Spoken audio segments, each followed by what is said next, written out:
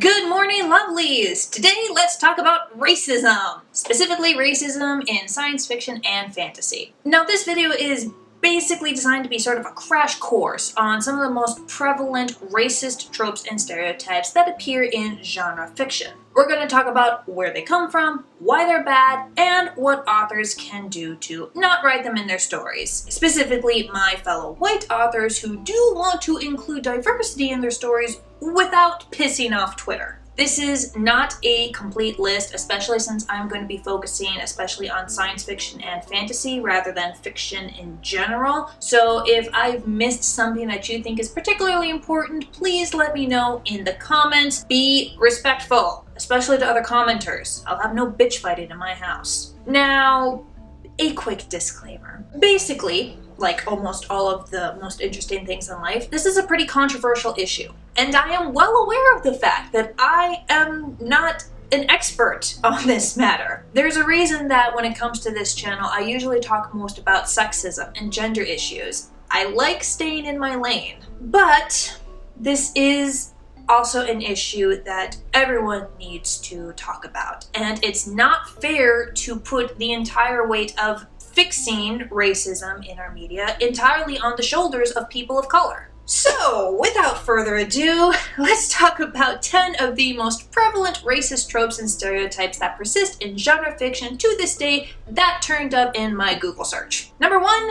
The evil race. This is the trope where you have a story that includes a fantasy or make-believe race, or even species, vampires, aliens, ogres, whatever, and every single one of them is evil. The classic example of this would be Tolkien's orcs and goblins. This is problematic for technically four reasons. Number one, it trains us, the audience, to think of racial groups as homogenous. That is, entirely the same, rather than made up of subcultures and individual people who all have different ideas and views of the world. All these individual characters get defined solely by their race. Number two, it trains us to think that it's okay to blindly, indiscriminately kill people of this evil race because every single one of them is evil. All orcs are bad. All goblins are bad. All vampires and aliens and trolls are bad, so we should cheer when the heroes mow them down without a second thought, rather than wonder if these people have, families or loved ones, or maybe they aren't actually supportive of this giant war against, the forces of good versus the forces of evil, and, they would have surrendered peacefully if they'd only been asked. Problem number three, these evil races are more often than not coded as people of color. You ever notice how these evil races usually have darker skin or a different facial structure than the white heroes? They're also, more often than not, the only characters who are going to have a distinct accent or speaking style to the white heroes. Cool. And technically problem number four is just lazy writing. Setting aside the other three issues, the homogenous evil race thing is just bad writing, especially in today's culture where all the audiences are raving about sympathetic three-dimensional villains. You can have a group of people, even an entire country's worth of people, act as the antagonist. That's fine. But having all of those individual characters be evil because their race is inherently evil is going to mark you as a lazy writer at best, a racist one at worst. So how do you avoid this trope in fantasy?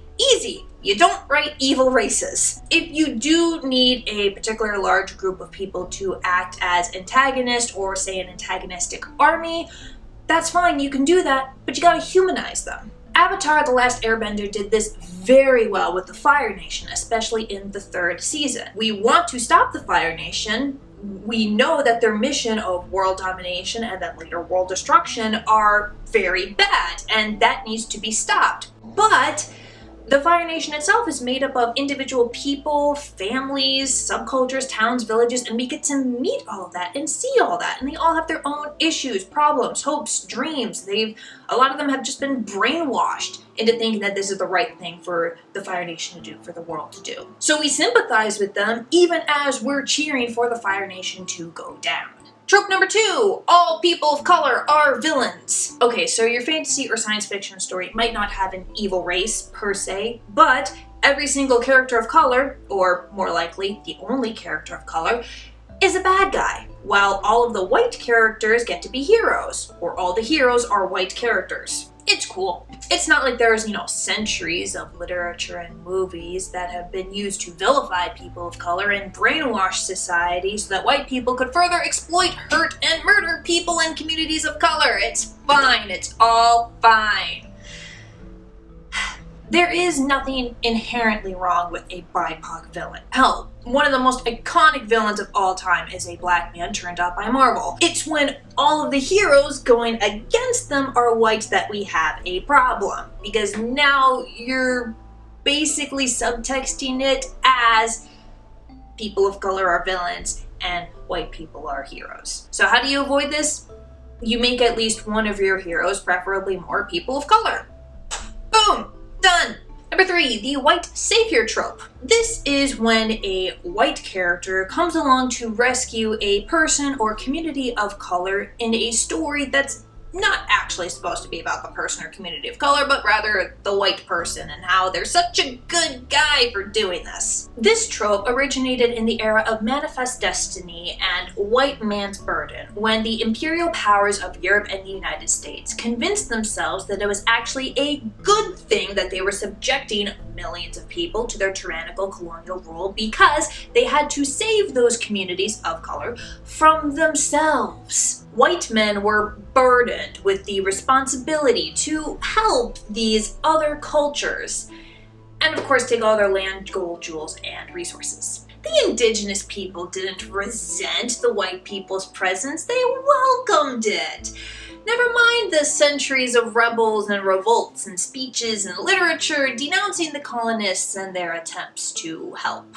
We're not going to pay any attention to that though. What matters is the white people's opinions on how those indigenous communities should be run. So yeah, there tends to be a lot of pretentiousness with this trope and historical baggage. And if that wasn't bad enough, it comes pre-packaged with another trope, the helpless people of color. Sometimes it's just one person who is incapable, even unwilling, to get themselves out of a bad situation. Like, it never even occurs to them to get themselves out of trouble or try to fight back until this, super intelligent white person comes along to help them out with that. Other times, it's a whole community, an entire country even, of people of color who could just really use a nice white guy to get them out of this fix, This was my problem with Dune 2021, which is objectively a very good movie, except for the fact that every single person native to Arrakis is a person of color, and that they heralded the arrival of the person who is destined to save them, who is the white guy. I mean, that was just a bad casting choice. Those actors are fine and they're talented, but consider this. Viola Davis or Angela Bassett as Jessica, Idris Elba as Duke Leto, and either Michael B. Jordan or John Boyega as Paul. Come on.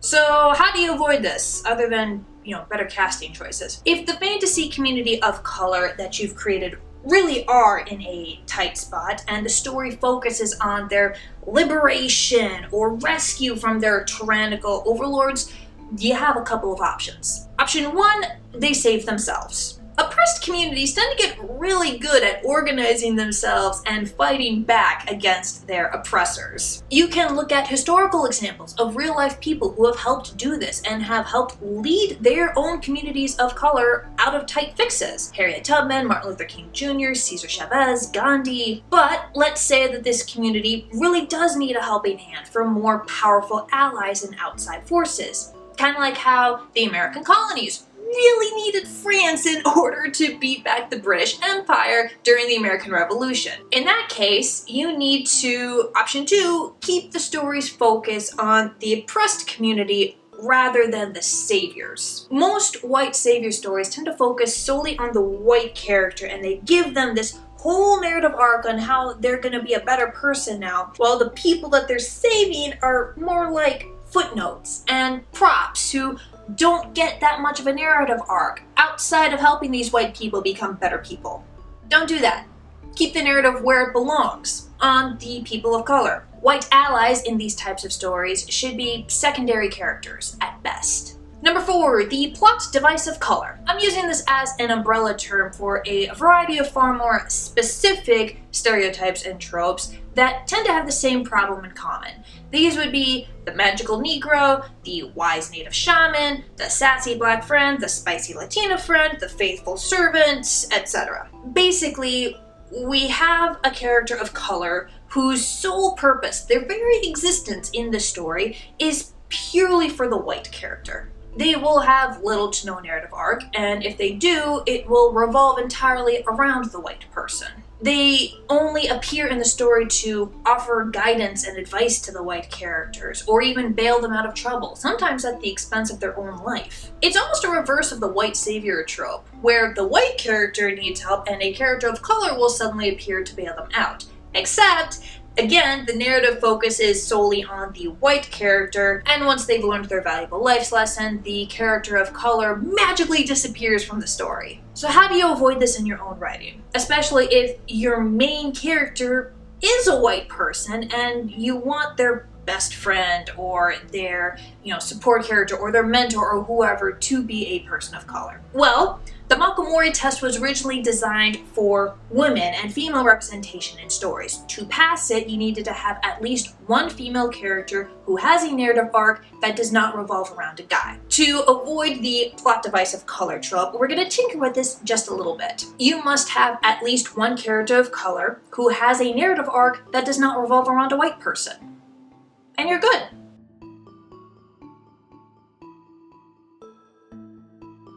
Rick Riordan's Heroes of Olympus series passes this test multiple times with flying colors. Number 5, the strong black woman and the related tropes, the tough Latin woman. This one is tricky, especially if you're like me, you love seeing badass female characters, and then you get told that this one is bad, and you're just like, but why? She's great! The strong black woman in fiction is defined solely by her toughness, usually with a bit of that stereotypical black sassiness, and that's it. It's like the flat, strong female character that I talked about in a previous video. She's never allowed to be vulnerable or emotional or have a three-dimensional personality, and God forbid that she asks anyone for help. Oh, you think you need therapy to deal with the trauma that you have? Nah, you just need a gun and to beat up some more bad guys, and you'll feel right as rain. As you can imagine, this is one of those tropes that have some consequences for actual people, as it tends to discourage real black women from asking for help or going to therapy, because they're all supposed to be Wonder Woman. Of course, you don't want to overcorrect and make a damsel in distress who needs a white savior to rescue her. It's all about finding that balance. I'm not saying don't ever write a powerful black woman in your stories. That's not it at all. What I'm saying is, she needs to be human. Black Panther did this very well. Each woman we see has a specific strength and specific weaknesses. They're all badasses. Okoye and Nakia have conventional fighting skills, Shuri is a tech genius, Ramonda acts as a political advisor, but they also all have moments of weakness. They're all emotionally fragile when they think T'Challa is dead. Shuri, Nakia, and Ramonda each need to be rescued at least once, and Okoye is extremely rigid and has to go through some character development just to break a rule. The combination of strength and weakness gives us 4 three-dimensional characters who feel real. And that's the trick to avoiding the stereotypical strong black woman. Number 6, black guy dies first. Or just dies in general. It's not just for horror movies. Characters of color are far more likely to die in a story than white characters, and the reasons are often flimsy as all hell. X-Men First Class has exactly one black character, Darwin, a character from the comics who will evolve to survive anything, even death. But after only a few minutes of screen time, they had the bad guy who had already been established as an asshole.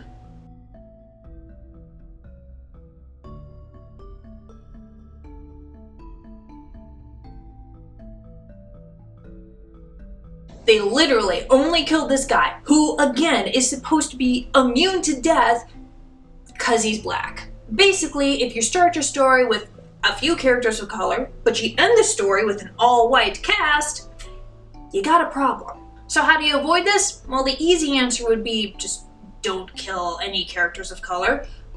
The better answer would be don't kill all of your characters of color. And when you do, you give their death the same reasons and emotional weight as you would any other character. Dragon Prince killed King Harrow fairly early on. I think it was like episode 2 or 3. But his death was more than just the inciting incident to get the characters to do the plot. It was consequences for actions that he took. See, his wife was killed by the Dragon King, so he and his buddy went to kill the Dragon King in revenge, and to avenge her husband, the Dragon Queen sent assassins to kill Harrow. And it's a tragedy, because by the time the assassins show up, Harrow regrets his actions. He knows that what he did was wrong, but it's too late. For him, anyway.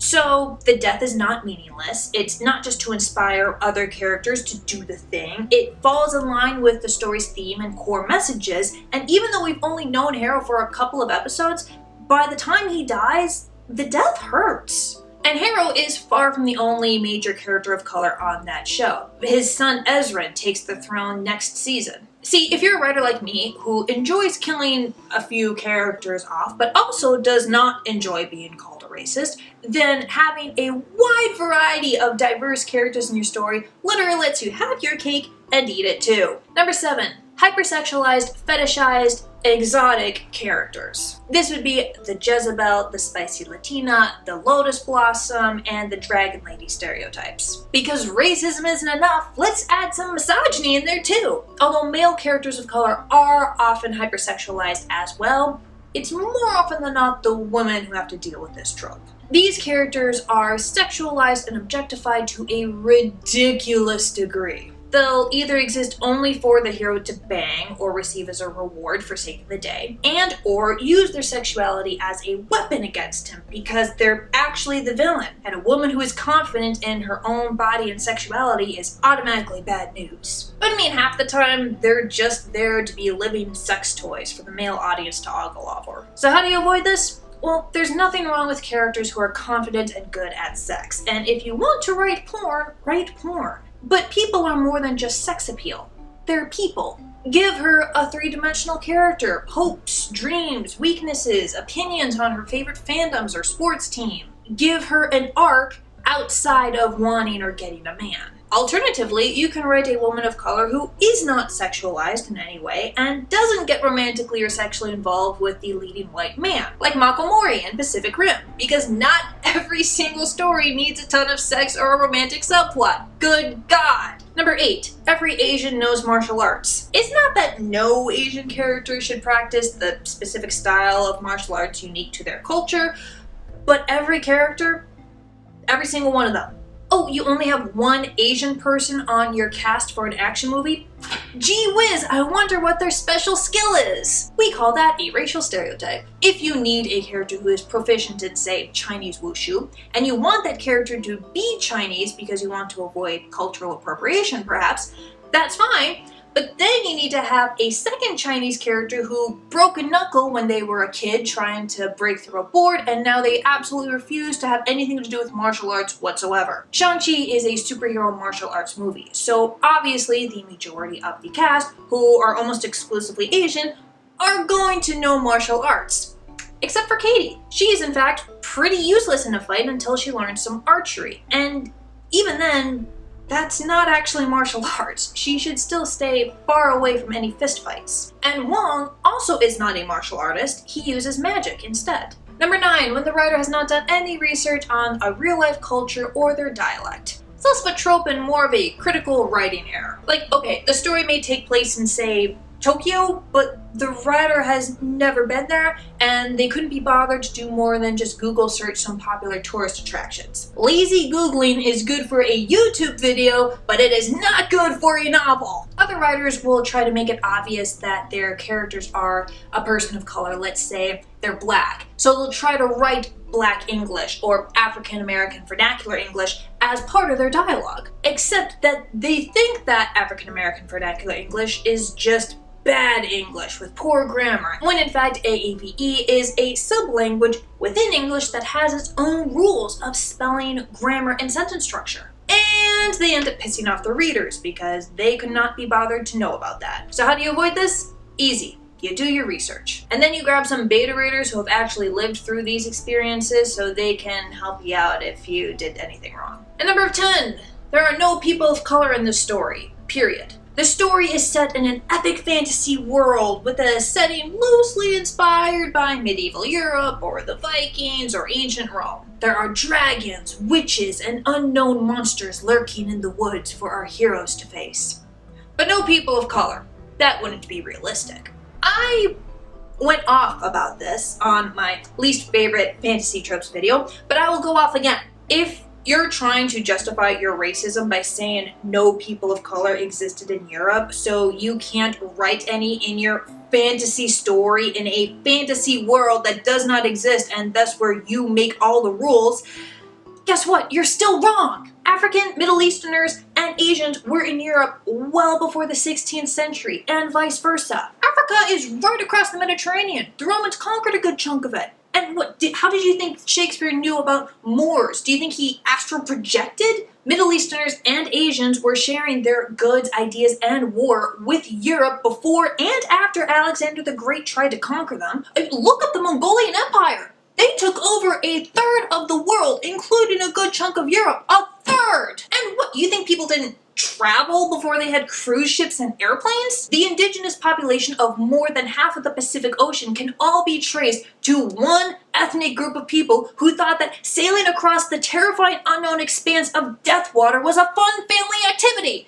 in a canoe. And all of that is without any magical mode of transportation that you could come up with for your fantasy story in a world that is not ours and doesn't exist, and thus you make the rules. So how do you avoid this trope? Fucking write people of color! Anyway, those are the most prevalent racist tropes and stereotypes that have persisted in genre fiction to this day. I'm sure there are more, so please leave your comments below. I've done a handful of other videos on how to write diversity in your stories with a minimum of backlash, so you can check them out on the end screen and in the description. I will see you next time. Bye, lovelies!